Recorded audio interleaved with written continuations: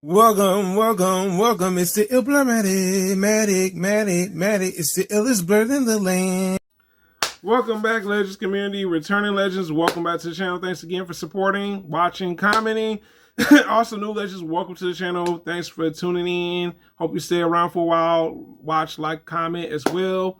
Let's get into today's new video. Today's new video is something that, honestly, was looking forward to it, and I'm glad that it's finally out. It's no other than Captain America, also known as Captain America Brave New World. And today we're doing a movie review on it, when it comes down to it. So I'm going to talk about my pros, my cons, and then I'm going to give you my movie review. So the first thing that I enjoyed about this movie is the story behind it. We see Captain America trying to figure out about this other secret organization that is trying to pretty much take over the White House, but also kill the president and also kill Sam Wilson, Captain America.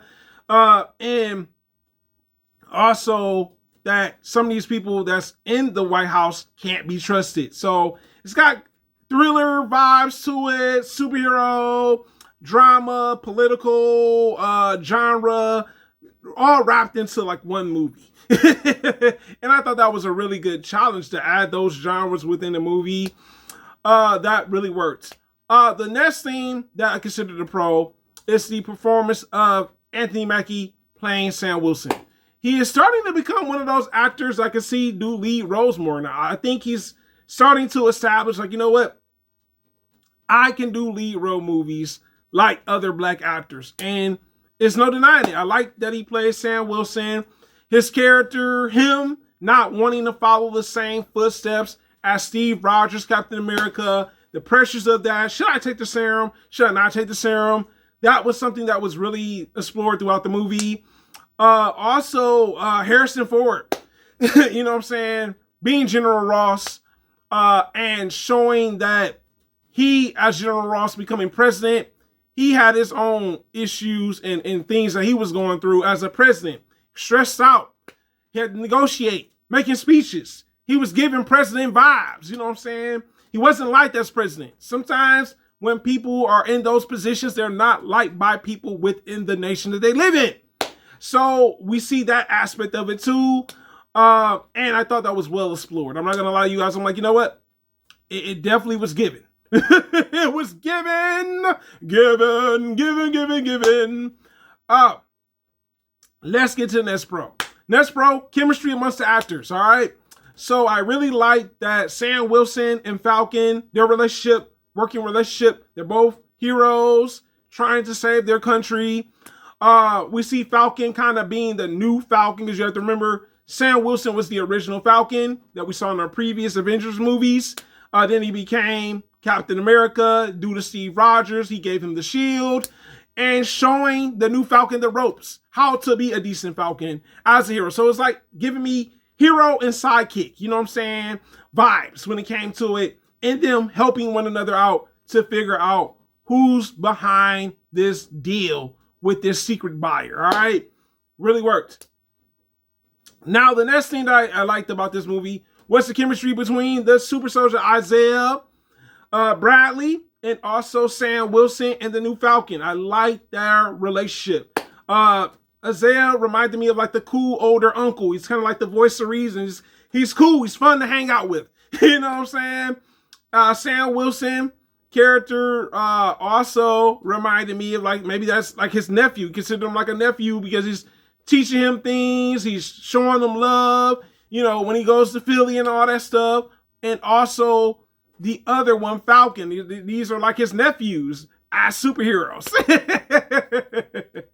Now, the next pro with this movie that I thought was really well thought of, and it's pretty much something we've seen already before, but of course, with this being a new director, Julius Onah took notes or somewhat the blueprint from other Captain America movies from the Russo brothers. Dope action sequences throughout this movie really worked well, whether it was hand-to-hand combat or like weapon combat, really worked well. Also, the chasing sequences throughout this movie. And with Julius Onah being the new director for this movie, this is a bit of a risk because this could have not done well with this, but he took those elements from the other Captain America movies, made it work, and I was like, you know what? Gotta give him his props. Gotta give this guy his props because he could have just been like, no, I'm not gonna go this direction. Like, he gave the superhero vibes to the movie. The next thing that I enjoyed about the movie is the villain setup within the movie. I gotta admit, the villain setup for this movie was well executed, all right? Like, you got your two villains at the beginning of the movie, your other two villains at the end of the movie. Great setup, by the way. Like, I love that leader was like one of the ending villains, right along with Red Hulk. And then you had your other two villains for the beginning of the movie. So having 4 villains within the movie was a stretch. Because I was trying to figure it out. I said, how this gonna work? I'm like, you sure you want to do that? You sure you want to do that? And it really worked. The next pro with this movie is also Sam Wilson. Let's get back into this. Sam Wilson's character, not wanting to be like the previous Captain America, Steve Rogers. This element took from Black Panther, the very first Black Panther movie from Marvel Studios. And I gotta say, the reason why it took from that is because you have to remember, T'Challa. T'Challa did not want to be nothing like King T'Challa, his own father. Same type of thing with Steve Rogers. Sam Wilson did not want to be nothing like Steve Rogers. Yes, he saved the earth plenty of times, but he wanted to create his own path being a superhero, and he did. He just didn't have the powers. He had a dope suit, superhero suit, by the way.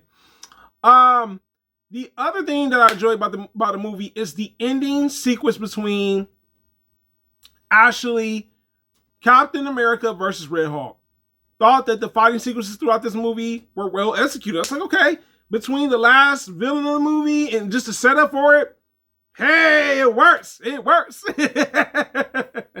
And the final pro for this movie is how the ending was. The ending had a nice setup. It resolved things that were within the movie, and it left it open for a fifth and sixth sequel for the movie, excuse me.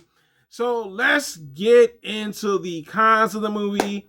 The first con for me, I wanted this movie to be a lot longer because we've known for over time that most Captain America movies are longer.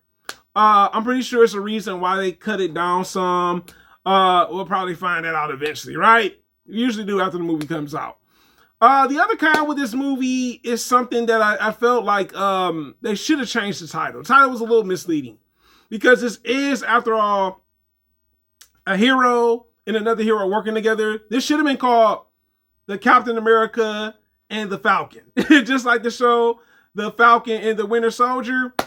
I'm like, Marvel Studios. So y'all just said, no, we're not going to go with this title. Y'all just was like, oh no, we're going to capitalize off that. Some may say this film is a little bit more too political, to each his own, you know what I'm saying? But let's get into the rating of the movie. For me, I would have to say my honest rating is an A-. You know what I'm saying? I think this movie definitely was something that I was not expecting to enjoy. I mean, you got a new director. Some of the setup, I was like, man, I was a little worried. But it is a blur. Livermore guys, you tell me in the comments, have you seen the movie? Do you plan on going to see the movie? It is the hardest working blur on YouTube, guys. Thank you so much for commenting, liking, subscribing, also sharing. Hit that bell to stay notified, and I'm out, legends.